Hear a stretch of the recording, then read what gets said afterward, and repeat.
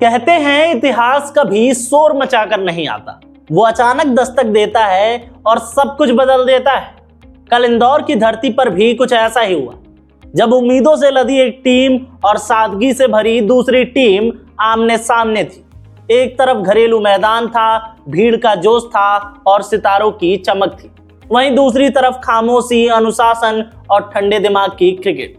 और इसी टकराव ने जन्म दिया एक ऐसी रात को जिसे भारतीय क्रिकेट चाहकर भी भूल नहीं सकता। 3 मैचों की वनडे सीरीज 1-1 की बराबर पर थी। निर्णायक मुकाबला था, मतलब आज जो जीता वही विजेता।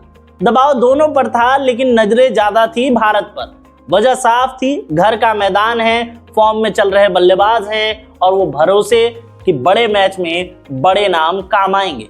सामने थी न्यूजीलैंड की बी टीम इसलिए क्योंकि इसमें Kane Williamson, Sachin Ravindra, Trent Boult, Tim Southee जैसे बड़े नाम शामिल नहीं थे। न्यूजीलैंड को अनएक्सपेक्टेड कह रहे थे लोग, क्योंकि इसमें ज्यादातर चेहरे वो नहीं थे जिनके नाम से स्टेडियम में शोर मचता। इंदौर का होलकर स्टेडियम में खेला गया भारत न्यूजीलैंड का तीसरा और निर्णायक वनडे मुकाबला पूरी तरह से हाई स्कोरिंग भी रहा और बहुत सारे रिकॉर्ड बने और टूटे भी।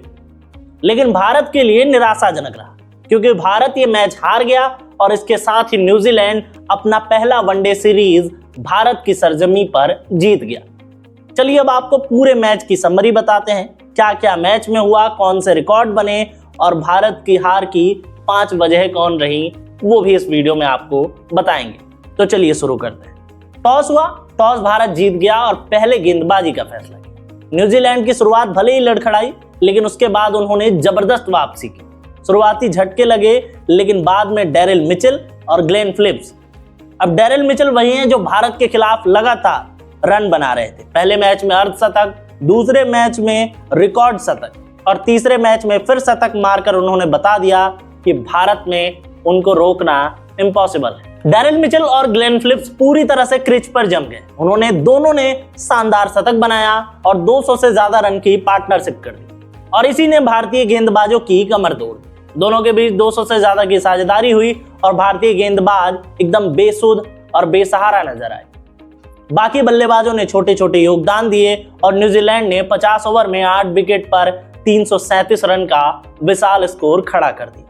फिर भी लगा कि भारत के पास एक्सपीरियंस बल्लेबाज हैं, बड़े बल्लेबाज हैं, जो अगर ऊपर से चल गए तो 338 रन भी चेज हो जाएंगे। अब भारतीय टीम चेज करने उतरी, लेकिन भारतीय टीम को शुरू में ही बड़ा झटका लग गया। रोहित शर्मा जो फॉर्म में नहीं है, पहले 2 मैच में भी कुछ खास करके नहीं आए थे, तो लगा कि तीसरे मैच में बड़ी पारी खेलकर वो जवाब दे सकते थे, लेकिन 11 रन पर वो आउट हो गए। इसके बाद शुभमन गिल और विराट कोहली ने पारी को संभाला। शुभमन गिल थोड़ी देर खेले, लेकिन जेमिसन की एक अच्छी गेंद पर वो भी आउट हो गए। फिर आए श्रेयस अय्यर, उन्होंने भी एक खराब शॉट मारा और आउट हो गए। फिर आए राहुल, उन्होंने भी एक लप्पू शॉट मारा और आउट हो गए। ऐसा लगा कि अब तो ये चेज खत्म हो गई, लेकिन एक छोर पर थे विराट कोहली। वो एकदम 1 मैन आर्मी की तरह लड़ रहे थे और उन्होंने टीम को आगे बढ़ाया। बल्लेबाजी करने उतरे नीतीश कुमार रेड्डी, जिन्होंने अपना पहला वनडे 50 जमाया। लगा कि पारी संभल जाएगी, लेकिन तभी नीतीश कुमार रेड्डी भी आउट हो गए। फिर आए बैटिंग करने रविंद्र जडेजा, जिनसे बहुत उम्मीदें थी, लेकिन वो भी आउट हो गए। फिर आए हर्षित राणा, जिन्होंने कुछ देर बल्लेबाजी की, शानदार 50 बनाया। लगा कि वो और विराट मिलकर मैच को निकाल देंगे, लेकिन तभी हर्षित राणा आउट हो जाते हैं और पूरा फोकस विराट कोहली पर आ जाता है। विराट कोहली अकेले लड़ते हुए 108 गेंदों पर 124 रन की शानदार शतकीय पारी खेली, लेकिन उनसे भी हुआ नहीं और वो आउट हो गए और उसके साथ ही भारतीय टीम की उम्मीद खत्म हो गई और तुरंत मैच खत्म हो। विराट कोहली ने 124 रन की पारी में कई सारे रिकॉर्ड बनाए। उन्होंने न्यूजीलैंड के खिलाफ सबसे ज्यादा शतकों का रिकॉर्ड भी तोड़ा। अब वो न्यूजीलैंड के खिलाफ सबसे ज्यादा वनडे शतक लगाने वाले बल्लेबाज बन गए हैं। उन्होंने वीरेंद्र सहवाग का रिकॉर्ड तोड़ा, जो 6 शतकों का था। अब विराट कोहली के 7 शतक हो गए हैं। इसके साथ विराट कोहली के 54 शतक हो गए हैं वनडे में। उन्होंने अपना अंतर्राष्ट्रीय क्रिकेट में 85वां शतक बनाया। अब वो सचिन के 100 शतकों से मात्र 15 शतक दूर हैं और अगर ऐसे ही खेलते रहे तो वो रिकॉर्ड भी टूटने की उम्मीद है। लेकिन विराट का शतक, हर्षित राणा का अर्धशतक, नीतीश रेड्डी का अर्धशतक भारत के लिए काम नहीं है, क्योंकि ये रन उतने नहीं थे जितने न्यूजीलैंड ने बनाए और न्यूजीलैंड 41 रन से जीत गया और इस जीत के साथ ही उसने भारत में अपनी पहली सीरीज वनडे में जीत ली। चलिए अब इस हार की 5 बड़ी वजह समझते हैं। सबसे पहली वजह टॉप ऑर्डर का साथ ना देना। 3 मैचों में भारत की शुरुआत कमजोर रही और तीसरे वनडे में भी कहानी वही रही। रोहित शर्मा खुलकर खेल ही नहीं पाए और जल्दबाजी में शॉट खेलकर आउट हो गए। जब आप 338 रन जैसे बड़े लक्ष्य का पीछा कर रहे होते हैं तो ये जरूरी होता है कि आपके ओपनर चले, जरूरी होता है कि टॉप ऑर्डर चले। श्रेयस अय्यर ने भी ऐसा शॉट खेला जिसकी उस वक्त कोई जरूरत नहीं थी।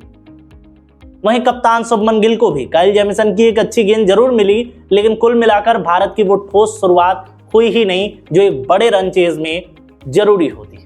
नतीजा, शुरुआत में बड़े झटके लगे तो पूरा दबाव मिडिल ऑर्डर पर आ गया। दूसरी वजह रही कमजोर कप्तानी और गेंदबाजी का गलत इस्तेमाल। भारत ने गेंद से मैच की शुरुआत अच्छी की थी। न्यूजीलैंड का स्कोर एक समय पर 58 रन पर 3 विकेट था और यहीं से भारत को मैच में कंट्रोल करना था, लेकिन दबाव बनाने की बजाय ढील दी गई और डैरिल मिचेल और ग्लेन फिलिप्स ने सेट होने के बाद पूरी तरह से माहौल को अपनी तरफ शिफ्ट कर लिया। उन्होंने जबरदस्त रन बनाए और 219 रन की एक विशाल साझेदारी करके पूरी तरह से भारत को गेम से बाहर कर दिया।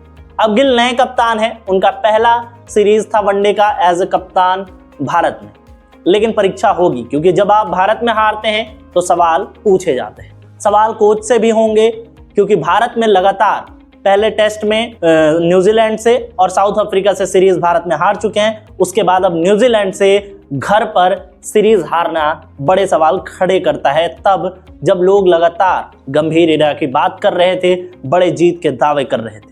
कप्तानी पर भी सवाल उठे क्योंकि गेंदबाजों का रोटेशन कमजोर रहा। कुलदीप यादव और रविंद्र जडेजा जैसे मुख्य गेंदबाजों को देर से लाया गया। दोनों ने सिर्फ 6 ओवर डाले जबकि नीतीश कुमार रेड्डी ने 8 ओवर डाले, तो कप्तानी पर भी सवाल जरूर उठेंगे। तीसरी वजह रही मिडिल ऑर्डर में साझेदारी का ना बनना। न्यूजीलैंड ने अपने दोनों ओपनर सिर्फ 5 रन पर खो दिए थे। इसके बावजूद मिडिल ओवर्स ने उन्हें लगातार मजबूत पार्टनरशिप दी और स्कोर को 337 तक पहुंचा दिया।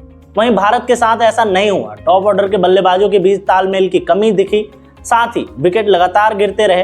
विराट कोहली ने एक छोर जरूर संभाला, लेकिन नीतीश कुमार रेड्डी और हर्षित राणा ने जरूर कोशिश की, लेकिन वो काफी नहीं था इतने बड़े रन चेज में। और पूरी सीरीज में भी भारत की हार की सबसे बड़ी वजह भी यही रही कि बल्लेबाजों का टिककर नहीं खेलना, जोड़ियां नहीं बनी, पार्टनरशिप नहीं बनी, और यही बड़ी वजह रही। चौथी वजह है स्पिन गेंदबाजी का पूरी तरह से बेअसर होना। भारत की घरेलू पहचान हमेशा से उसकी स्पिनरों से रही है, लेकिन इस सीरीज में यही यूनिट सबसे ज्यादा कमजोर दिखा। 3 मैचों में भारतीय स्पिनरों को सिर्फ 1 विकेट मिला और उन्होंने लगभग 8 रन प्रति ओवर के दर से रन लौटाए हैं। हालात ये रहे हैं कि स्पिनर पूरे 10 ओवर भी नहीं करा पा रहे। इसका साफ मतलब है कि कप्तान और टीम मैनेजमेंट का भरोसा इस स्पिन यूनिट से उठ चुका है। 5वीं वजह रही पिच और वेन्यू का गलत चुनाव। ये बात थोड़ी अजीब लग सकती है, लेकिन सच भी यही है कि भारत की घरेलू सफलता का कारण रहा है स्पिन फ्रेंडली पिचें। इस सीरीज में तीनों पिचें जो थी वो बिल्कुल फ्लैट थी, जहां गेंदबाजों को कोई खास मदद नहीं था। शायद इसलिए कि देश में 50 से ज्यादा स्टेडियम है और हर जगह मैच कराने की कोशिश की जा रही है। नतीजा ये हुआ है कि खिलाड़ी खुद भी कंफ्यूज दिखे कि कौन सा पिच कैसा बिहेव करेगी। कुल मिलाकर तीसरे वनडे में भारत की हार किसी एक खिलाड़ी की वजह से नहीं हुई। टॉप ऑर्डर की नाकामी, कप्तानी की चूक, साझेदारियों की कमी, स्पिन का फ्लॉप होना और पिच का गलत चुनाव, इन कारणों ने भारत को एक शर्मनाक हार दिया है। बहरहाल, आपको इस सीरीज की हार का सबसे बड़ा वजह क्या लगता है, कमेंट करके जरूर बताएं।